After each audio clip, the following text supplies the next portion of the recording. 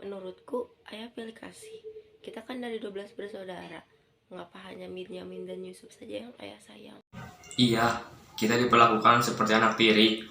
Padahal kita yang seharusnya disayang sama ayah. Karena kita selama ini selalu menjaga dan merawat ayah serta membantu ayah. Benar kan? Benar, masalah ini harus segera diselesaikan sebelum ayah pilih kasih.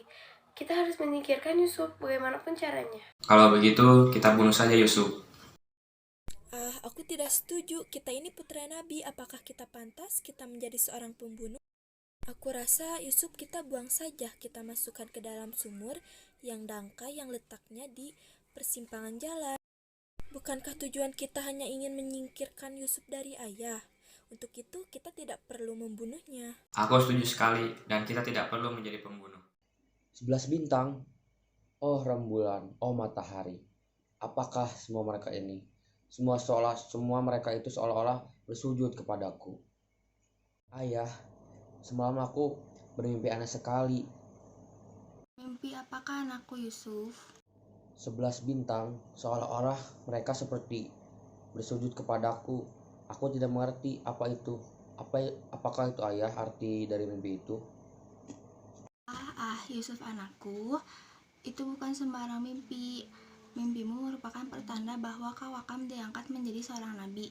Allah SWT akan mengkaruniakan kemuliaan ilmu dan kenikmatan hidup kepadamu, nak. Apakah itu benar, ayah? Insya Allah, benar anakku. Tapi ingat pesan ayah, jangan sampai saudara-saudaramu tahu tentang mimpimu ini. Ayah, besok kami akan jalan-jalan ke lereng bukit. Di sana udaranya sangat segar dan pemandangannya pun sangat indah. Kali ini kami ingin mengajak Yusuf. Sudah lama sekali kan Yusuf tidak pergi ke bukit. Sebenarnya ayah tidak keberatan Yusuf ikut bersama kalian, tapi ayah khawatir terhadap binatang buas yang setiap saat bisa menyerang kalian. Kak, aku heran kenapa kita semua berjalan ke sumur. Itu, Kak, aku heran. Sebentar lagi kau akan tahu. Lepaskan aku, lepaskan aku. Apa yang salah dari aku? Lepaskan aku, tolong. Apa yang salah dari diriku? Diam kamu. Diam. Kakak, tolong aku. Kakak, tolong aku. Keluarkan aku dari sini, kakak. Kakak, tolong aku. Jangan tinggali aku. Aha, ini dia yang aku cari. Aku akan menyembelihmu untuk mengelabui ayah. Dengan begini, ayah akan percaya dengan cerita kita. Assalamualaikum. Waalaikumsalam. Ayah, maafkan kami. Ayah, maafkan kami. Saat itu serigala buas menerkam dan membawa Yusuf ya. Ini ya, kami hanya menemukan pakaian.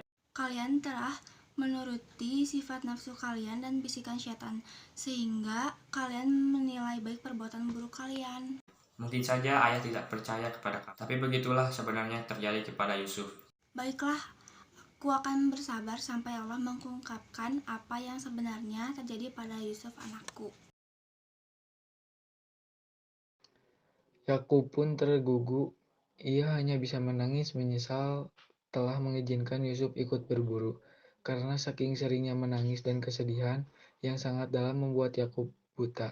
Sementara itu, sebuah kafilah dari kerajaan sedang melintas hutan dan mereka berhenti sejenak untuk mencari sumber air dikarenakan perbekalan minum mereka habis. Dan akhirnya mereka menemukan sumur. Seorang pegawai pun mendekati sumur untuk menimba, tapi betapa terkejutnya saat timba mereka tersangkut sesosok manusia. Dialah diangkat ke atas.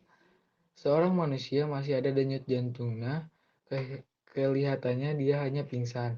Kemudian orang tersebut dibawa ke kerajaan dan diobati. Setelah diobati, orang itu pun sadar dan ditanya oleh seseorang raja, yang kemudian Yusuf disambut oleh penari-penari istana. Semua terpana melihat Yusuf. Yusuf yang tampan, yang terkecuali Siti Zulaika sang ratu, ini membuat raja murka dan menghukum Yusuf. Yusuf pun dipenjarakan. Yusuf dianugerahi Allah mukjizat dapat menafsirkan mimpi. Dan pada suatu malam, sang raja bermimpi ada 7 ekor domba kurus memakan 7 ekor domba yang gemuk. Raja sangat penasaran dengan mimpinya. Ia ingin bahwa Yusuf menaksibkan mimpi semua orang.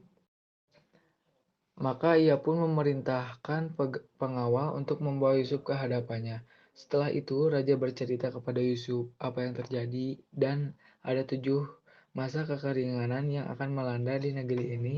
Yusuf memberikan saran kepada raja untuk memerintahkan pada semua rakyat untuk menyiapkan hasil panennya untuk persiapan menghadapi 7 masa kekeringan. Sehingga saat paceklik datang mereka tak lagi kelaparan. Mulai saat itu, Yusuf pun pejabat kerajaan. Dan apa yang diprediksi Yusuf benar terjadi. Yusuf mengerahkan rakyat untuk berhemat dan menyimpan hasil makanan dengan baik, membuat lumbung makanan sebagai persediaan yang masih paceklik melanda, dan masa paceklik pun tiba. Negeri tempat Yakub dan saudara-saudara Yusuf tinggal juga mengalami kekeringan. Namun sayang, raja tempat mereka tinggal tidak memiliki persiapan. Yakub dan anak-anaknya mengalami kelaparan, hingga mereka mendengar bahwa di negeri sembarang berlimpah makanan karena dipimpin oleh seorang perdana menteri yang bijaksana, dan akhirnya saudara Yusuf pun pergi ke negeri tersebut. Sesampai di sana, mereka antri menerima bahan makanan dari sang perdana menteri. Yusuf sudah mengetahui bahwa yang ikut antri adalah saudara-saudaranya yang dulu membuangnya. Namun Yusuf heran, mengapa ayah dan adiknya Bunyamin tak ikut serta. Yusuf hanya menendam dalam hati dan saat giliran mereka. Dan akhirnya saudaranya tahu bahwa raja tersebut adalah Yusuf, adik kandungnya. Mereka meminta maaf kepada Yusuf dan Yusuf memaafkannya. Kemudian Yusuf memerintahkan saudaranya untuk membawa ayah Yakub ke kerajaan yang tinggal bersamanya.